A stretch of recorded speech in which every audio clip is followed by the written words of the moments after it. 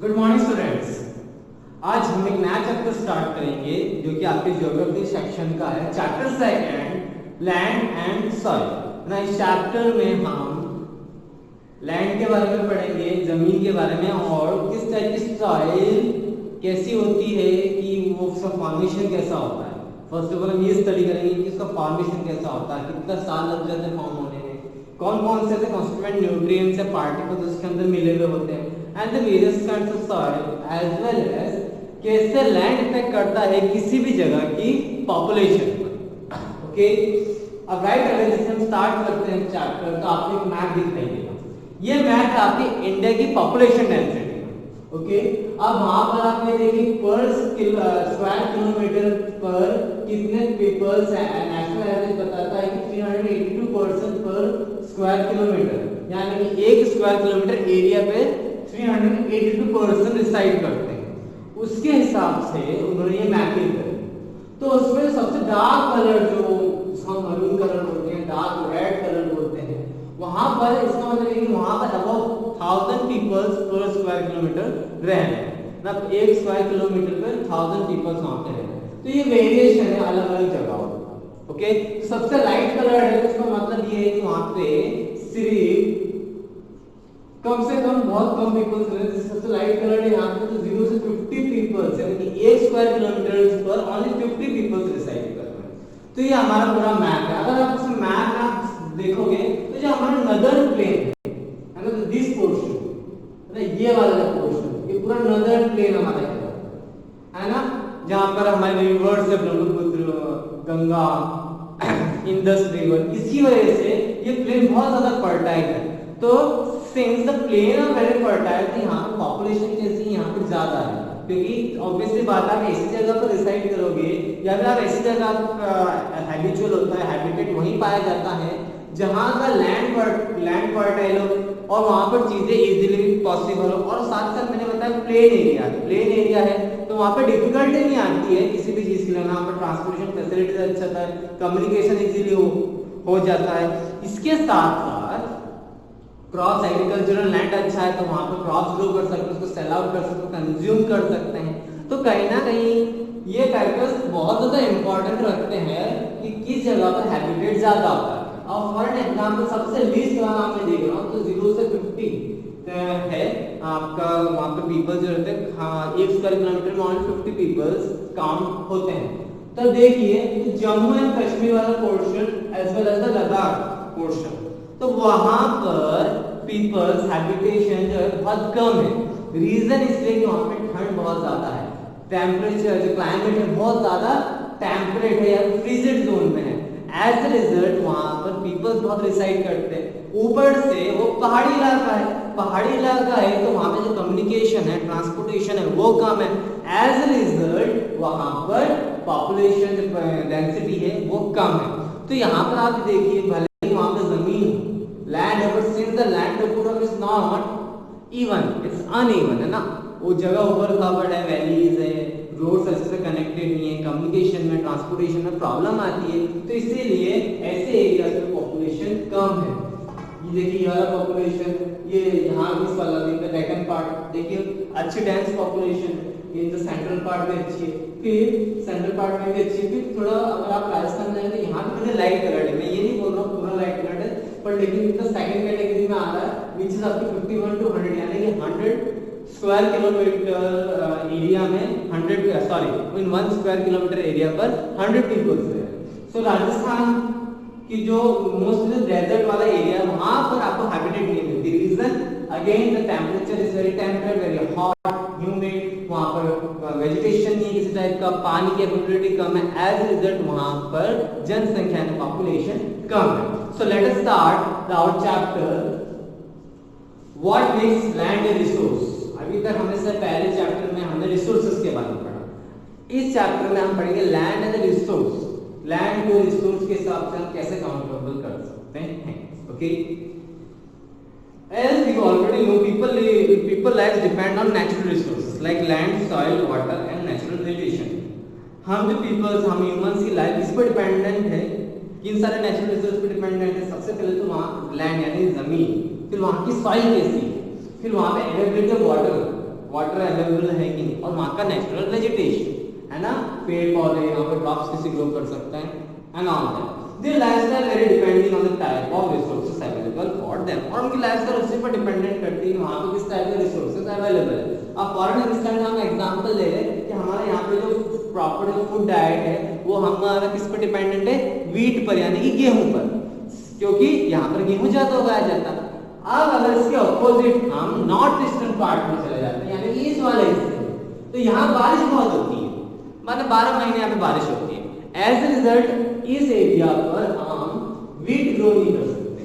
यहाँ पर जो क्रॉप ग्रो होती है वो कौन सी होती है, राइस ग्रो होती है। तो वहाँ की जो स्टेपल डाइट हम माना जाए तो वहाँ का मेन सोर्स है वहाँ पे राइस यानी चावल खाया जाता है, मेन फूड इंग्रेडिएंट। तो ये देखिए हमने सिर्फ लैंड, वहाँ की सॉइल और वहाँ के क्लाइमेट की वजह से देखिए कितना डिफरेंस आ गया। हम एमपी में हमारा वीट है, हमारा स्टेपल डाइट है, बट वेयर एज हम नॉर्थ ईस्टर्न पार्ट में जाते हैं तो वहाँ की स्टेपल डाइट क्या बन जाती है, राइस बन जाती है, due to their soil, their temperature and their land या फिर टोपोग्राफी की वजह से। ओके,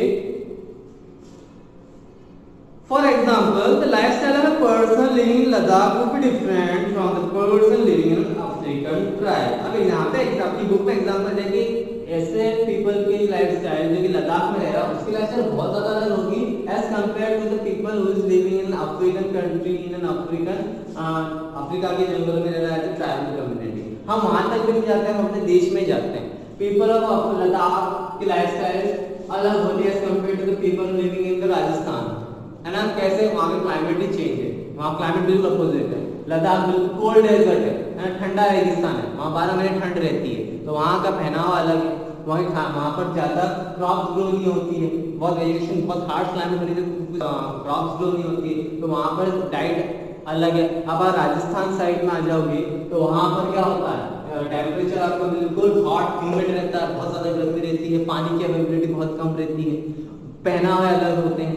सो यहाँ पे देखेंगे लाइफस्टाइल में चेंजेस आ गया, as well as staple life भी अलग है। अब राजस्थान में मिलेट्स या फिर बाजरा ग्रो कर सकते हैं, है ना, हमें क्लाइमेट इस हिसाब का है कि वहाँ पर मिलेट्स या फिर बाजरा ग्रो कर सकते हैं, बट लद्दाख में हाँ मिलेट्स या बाजरा ग्रो नहीं कर सकते, वो लोग किसी और चीज पे डिपेंडेंट रहते हैं, राइस हो गया या फिर डेयरी प्रोडक्ट्स हो उन पर डिपेंडेंट होते हैं। उनकी मेन डाइट होती है स्टेपल डाइट, उसमें राइस या फिर जो डेयरी प्रोडक्ट्स होते हैं वो इन्वॉल्व होते हैं। So there is a difference in the lifestyle, the clothing, food, सब में difference आ जाता है। In this chapter, you will learn about two such resources, land and soil। इस चैप्टर में हम सिर्फ कवर करेंगे वहाँ की land topography और the type of the soil। There are various kinds of soil। जैसे हमारे एमपी में black soil रहती है, काले रंग की, ना थोड़ी blackish रहती है, उसको black cotton soil भी बोला जाता है। अब अगर आप राजस्थान चले जाओगे तो सैंडी soil मिलेगी, है ना, जिसमें रेत रहती है। आगे नर्दर्न प्लेन में चले जाओगे तो आपको एलुवियल सॉइल मिलेगी, जो कि काफी ज्यादा इसे मानी जाती है one of the most fertile soil. Okay, अब इन डेक्कन प्लेटो पे ज्यादातर जो सॉइल है वो ब्लैक वाटर सॉइल है, बिकॉज यहाँ पर जो रॉक जिस रॉक बेड पर ये डेक्कन प्लेटो बना हुआ बेसिकली इग्नियस रॉक जो कि ब्लैक इन कलर है, इस वजह से यहाँ की सॉइल वो ब्लैक कलर में आती है। तो आपको मैंने मैप समझा दिया है। तो in the given map you have observed that population distribution is dependent largely on the land characteristics of the region. किसी भी जगह की पॉपुलेशन वहां की लैंड टाइप, वहां की जमीन कैटेगरी एज वेल एज साथ में ये भी जोड़ देता हमारे क्लाइमेट पर डिपेंड करती है। In some area the surface of the land is uneven, irregular and non-conducive for crop growth, which in other places the land is very fertile and thus supports a large population। अब अगर इस map को contrary करें कि वहाँ की land type uneven है, तो हमारा ये वाला पोर्शन एरिया जो है वहाँ पर लैंड टाइप अनइवन है, और अरुणाचल में पहाड़ डिस्ट्रिक्ट हिमालय रेंजेस, तो वहाँ पर लैंड टाइप अलग है। ओके, है ना, तो वहाँ की टोपोग्राफी अलग है। फिर उसके बाद हम राजस्थान में देखेंगे तो राजस्थान में पॉपुलेशन कम है, रीजन क्यों कि वहाँ का क्रॉप प्रोडक्ट ग्रो नहीं कर सकते, बट वेयर एज हमारे इस नॉर्दर्न प्लेन वाले पोर्शन यहाँ पे फर्टाइल लैंड है, तो यहाँ पर देखिए पॉपुलेशन ऑटोमेटिकली ज्यादा है। इसका मतलब है कि ऐसा एरिया जहाँ पर लैंड अनइवन हो, वहाँ पे क्रॉप ग्रो नहीं कर सकते हो, वहाँ का लैंड फर्टाइल नहीं हो, तो वहाँ पे पॉपुलेशन कम रहती है एज कंपेयर टू ऐसी प्लेस जहाँ पर लैंड भी फर्टाइल है, लैंड इवन भी है, तो वहां पे पॉपुलेशन ज्यादा होती है। For example, deserts like Thar or Ladakh do not attract a lot of people because life in desert is very hard due to scarcity of water and food। और Thar और Ladakh वाले area में आप people ज्यादा attract नहीं होते कि वहां पे वो बस जाए। रीजन, वहां पे ना पानी की अवेलेबिलिटी है, ना वहां पर फूड की अवेलेबिलिटी, ना वहां पे फूड ग्रो कर सकते हैं। और एक और चीज, harsh climate and poor soil condition makes agriculture difficult to practice in such regions। और यही वहाँ के हार्श क्लाइमेट की वजह से और वहाँ की सॉइल क्वालिटी की वजह से वहाँ पर हम एग्रीकल्चर अफोर्ड नहीं कर सकते या फिर हम क्रॉप्स ग्रो नहीं कर सकते। But where is in contrary, जहाँ पर डेल्टास बने हुए होते हैं या फिर जहाँ पर रिवर्स फ्लो हो रही होती है, तो वहाँ पर क्या होता है, वहाँ पर हाई कंसंट्रेशन ऑफ पॉपुलेशन हमें दिखती है because of the availability of water as well as availability of fertile land। Similarly, variation in landforms account for the uneven distribution of population in different parts of the world। If you examine the distribution of world population, you will observe that countries like India and China are densely populated, while countries like Canada and Iceland are sparsely populated। अब अगर हम पूरे world के लिए comparison करें तो आपने सुना होगा कि इंडिया और चाइना की पॉपुलेशन बहुत ज्यादा है एज कम्पेयर टू ऐसी जगह जैसे कनाडा हो गया, आइसलैंड हो गया, वहां पे पॉपुलेशन कम है। रीजन वही है, सॉइल की क्वालिटी। ओके, सॉइल वहां की कैसी है, क्लाइमेट वहां का कैसा है, उस पर डिपेंडेंट करता है कि हम वहां पे क्रॉस ग्रो कर पाएंगे या नहीं कर पाएंगे। ओके, जैसे कनाडा और आइसलैंड, वहां पे आज से आई थिंक 50% ऑफ द जो उनका एरिया है कनाडा का, वहां पर साल भर बहुत ज्यादा ठंड रहती है।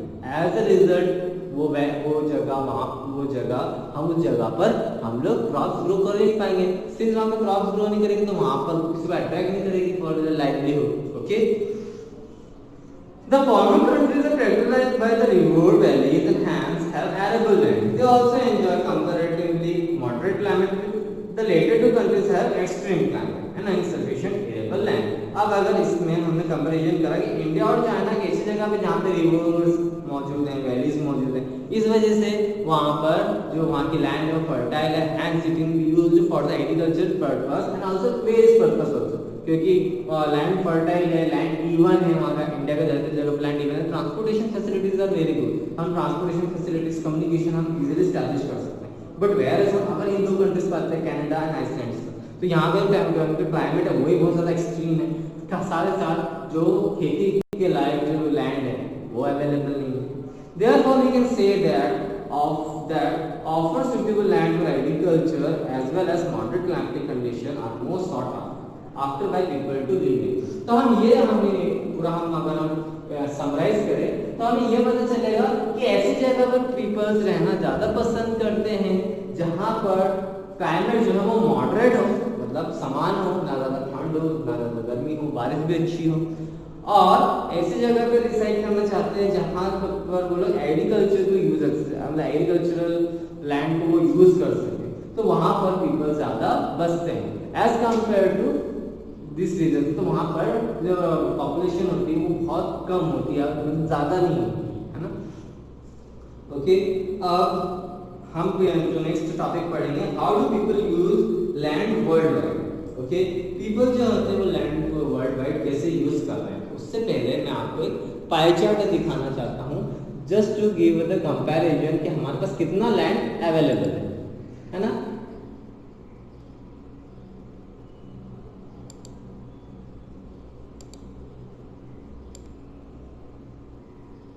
ओके, ये पाई चार्ट है ना हमारे अर्थ का। ओके, इसमें से 70% आप देखिए तो वाटर में कंजप्शन कर रखा, अब बचा हमारे पास 30%, उसमें से ओनली 9% लैंड ऐसा है जहां पर इंसान रहते हैं।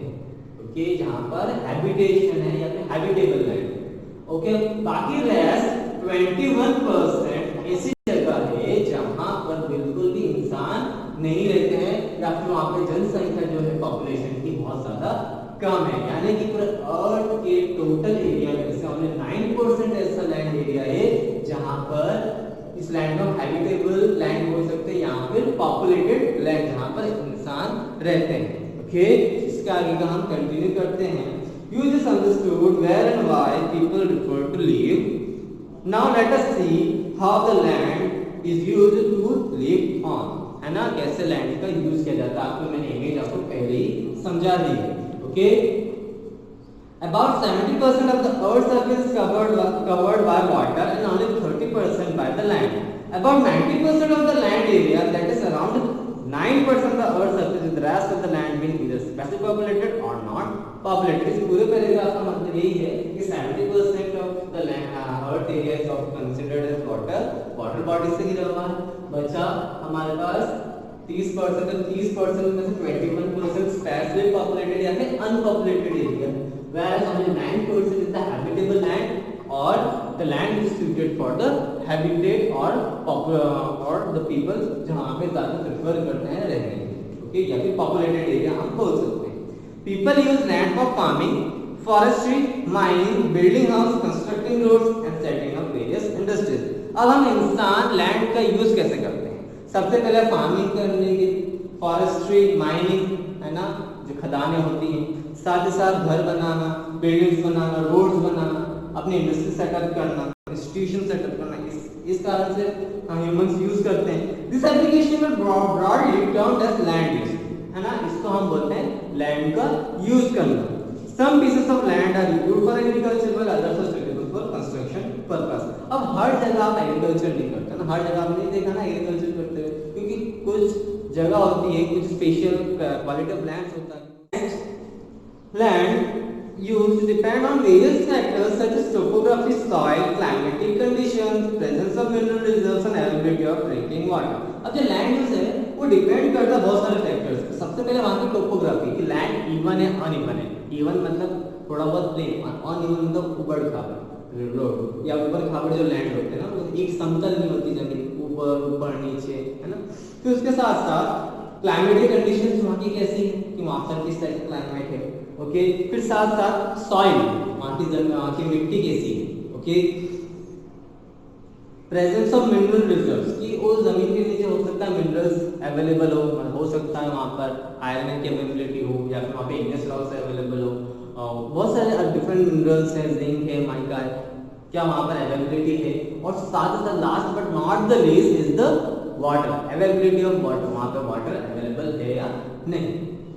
ओके, और and we all of know that water जो हम यूज होते हैं basically we need drinking water, पानी ऐसा जो पीने लायक हो जिससे कि आप अपना खाना बना सके और वेरियस यूजेस में आप उसको ले सके।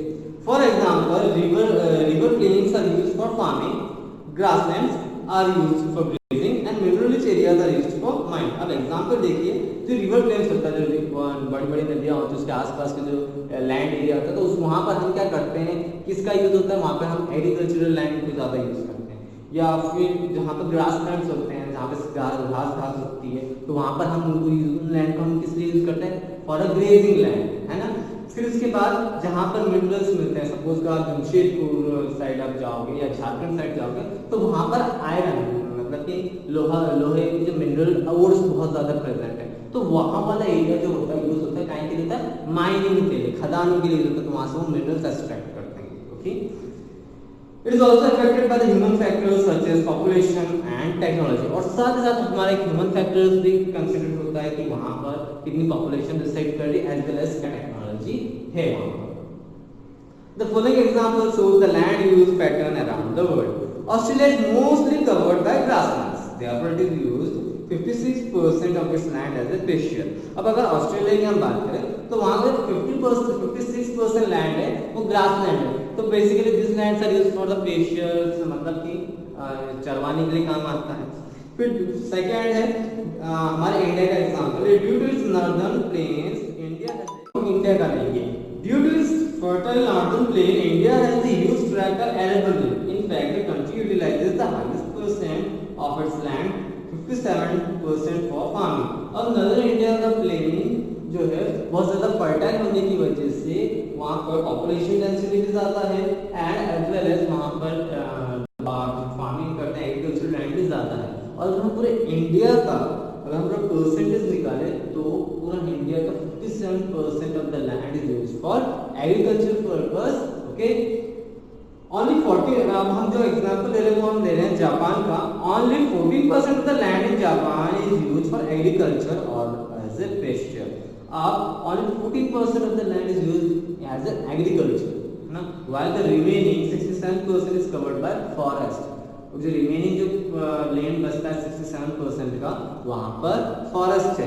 About 90% of the land is put to other uses, और 19% जो लैंड बचता है वो हम अदर यूजेस, यानी कि उसमें वो लोग इंडस्ट्रियल सेटअप कर रहे हैं, वो लोग खुद रह भी रहे हैं, कंस्ट्रक्शन भी हो रहा है उस 19% ऑफ द लैंड पर. नाउ जो अगर हम एग्जांपल ले रहे हैं, हम कनाडा को ले रहे हैं. About 52% of the Canada experiences harsh winters and is covered by tundra vegetation. This area is barren and hardly put to use. About 39% of the land area is covered with forest, and only 9% of the area is used as a cropland or a pasture. अब Canada का 52% area ऐसा है जो कि बहुत ज़्यादा harsh climate या फिर टुंड्रा वेजिटेशन, यानी ऐसी जगह जहाँ पर स्नो ज़्यादा गिरती है, स्नोफॉल ज़्यादा होता है, ठंड बहुत ज़्यादा होता है, टेम्परेचर 0 डिग्री के नीचे होता है. As this land cannot be used for agricultural use also, और वहाँ पे population जो है इन एरियाज पर जहाँ पर बहुत ज़्यादा ठंड गिरती है वहाँ पर कम है.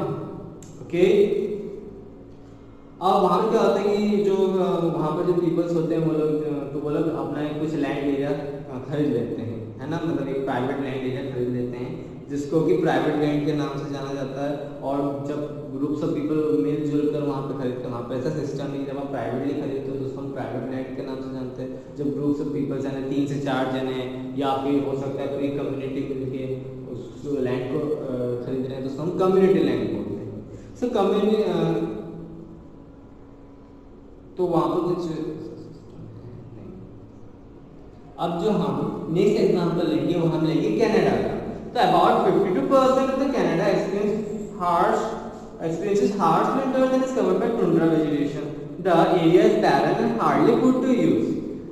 About 39% of the land is covered with forest and only 9% of the land is used as a cropland or a pasture. अब 52% of the land area ऐसा है जहाँ पर बहुत ज़्यादा हार्श क्लाइमेट है, टुंड्रा वेजिटेशन है, जहाँ पर ठंड बहुत ज़्यादा होती है, टेम्परेचर 0 डिग्री से भी ज़्यादा होता है, स्नोफॉल एरिया होता है, फ्रॉस्ट सीजन रहता है. तो वहाँ पर जो हैबिटेट है वो बिल्कुल ना के बराबर है, बहुत कम है. वहाँ पर ना एग्रीकल्चरल यूज के लिए वहाँ पर क्रॉप्स ग्रो कर सकते हैं, ना वहाँ पर इंसान ज़्यादा रहते हैं. अब बचते हैं जो हमारे पास 48%, तो उसमें से आप देखिए 39% जो है वो बैरन लैंड एरिया, यानी कि वो जगह का कोई यूज नहीं कर सकते फॉर डिफरेंट पर्पस, पूरा बैरन है ना, बिल्कुल खाली लैंड एरिया, खाली. वहाँ पे ना किसी तरह की वेजिटेशन ग्रो हो रही है, कुछ भी नहीं. Okay, only the 9% of the land area is used. सिर्फ वहाँ का 9% लैंड एरिया यूज हो रहा है कमर्शियल्स के लिए, एग्रीकल्चर्स के लिए, लिविंग के लिए, है ना. बाकी 39% of land area is barren. Okay, thus far you have learned how land is used in different countries, but who owns the land? A piece of land is owned by either individual or a community. Okay, अभी तक आपने देखा कि different parts of the country में due to different climatic conditions, topography की वजह से वहाँ पर पॉपुलेशन का डिस्ट्रीब्यूशन अनइवन है या एक जैसा नहीं है. हर जगह का अलग अलग डिस्ट्रीब्यूशन है due to their climatic condition. अब हम पढ़ेंगे कि जब एक खुद प्राइवेट एक आइदर ओन इंडिविजुअल जब लैंड खरीदता है तो हम उसको हम बोलते हैं उसको, मतलब हम अभी पढ़ेंगे कम्युनिटी लैंड और प्राइवेट लैंड में डिफरेंस. तो जब कोई इंडिविजुअल अपनी प्रॉपर्टी ओन करता है तो उस लैंड को हम बोलते हैं प्राइवेट लैंड. ओके, और जब कोई कम्युनिटी जिसमें 3 से 4 जने इन्वॉल्व हो सकता है, उससे ज़्यादा पर्सन इन्वॉल्व होते हैं, जब एक पीस ऑफ लैंड को ओन करते हैं या उसको खरीदते हैं तो उसको हम बोलते हैं कम्युनिटी लैंड. ओके, सो ये जिससे जो यूज होता है जैसे कम है प्राइवेट लैंड ओनर है तो वो अपने लैंड पर कुछ भी कर सकता है, वहाँ पे इंडस्ट्री सेटअप कर सकता है, वहाँ पे क्रॉप्स ग्रो कर सकता है, वहाँ पे अपना घर बना सकता है. जो कम्युनिटी जो यूज लैंड जो परचेज करते हैं तो डेफिनेटली किसी पर्पस के लिए करते हैं, या तो वहाँ पे मिलकर उनको बिजनेस डालना हो, या फिर मिलकर वहाँ का एग्रीकल्चर करना हो, या फिर मिलकर वहाँ पे इंडस्ट्री सेटअप करनी हो, फैक्ट्रीज ओपन करनी हो. तो डिपेंड करता है कम्युनिटीज पर, है ना, कि उनकी कम्युनिटी में इंटेंशन से वो लैंड खरीदा है. इसके बाद जब हम नेक्स्ट लेक्चर में हम मिलेंगे तब हम पढ़ेंगे what can be done to conserve land resources, कि हम ऐसा क्या करें जिससे कि इन लैंड रिसोर्सेज को हम कंजर्व कर सकें, इनको हम बचा सकें. Okay, thank you and have a nice day.